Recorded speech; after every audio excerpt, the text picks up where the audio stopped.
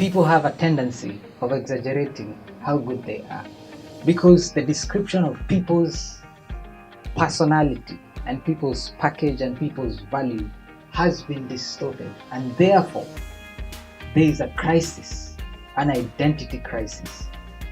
Let's talk about the crisis before we talk about discipleship. Crisis number one, you are what you do. That's the first crisis. You are what you do has been embraced for a long time.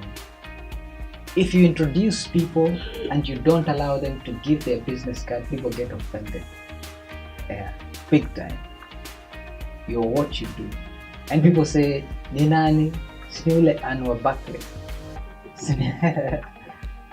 And that has been a thing for a long time. The problem is when you lose your job, when something happens in this fast changing economy where things are changing, the labor market is shrinking. When the labor market is shrinking, it basically means that the number of people who are employed in a market is shrinking because they are being replaced by another system of labor. And the new system of labor is not people, it's softwares. So think of it that you're now described by your job. When you're outside your confine of work, you have no identity. Sindio? We take an example of Jesus. Jesus, in this particular story where we are told of him being in the desert, he was told, turn this stone into bread. It was an occupational identity. It was a crisis, to pass or to fail.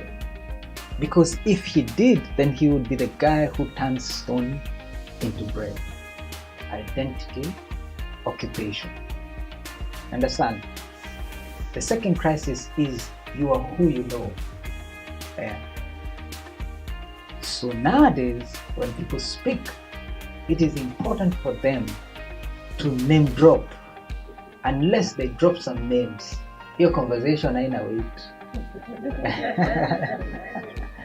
So we are coming to a place where a generation is living a full life purely based on who they know. Full life. And that's a dangerous thing, because humans are peculiar. There comes a time where humans will disown you. There comes a time when humans will actually go behind your back and stab you. There comes a time when humans will let you down. Then what? If we are who we know, what happens when who we know doesn't act the way they ought to act? No, that's a crisis.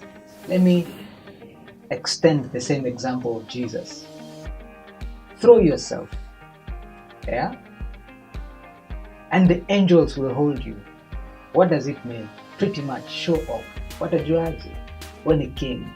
Unless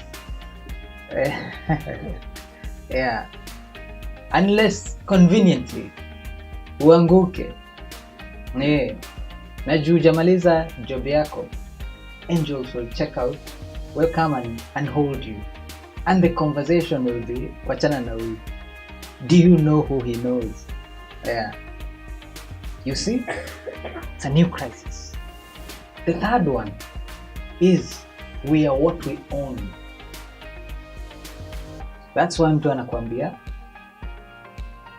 enda kwa parking, cheki chuma alafu kuja unyenyekee.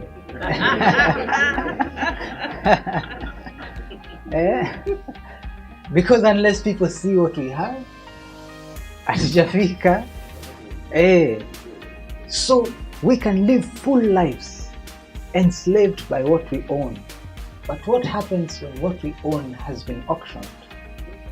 Because in life, a time comes when we face trauma. And when you face trauma, your identity is challenged.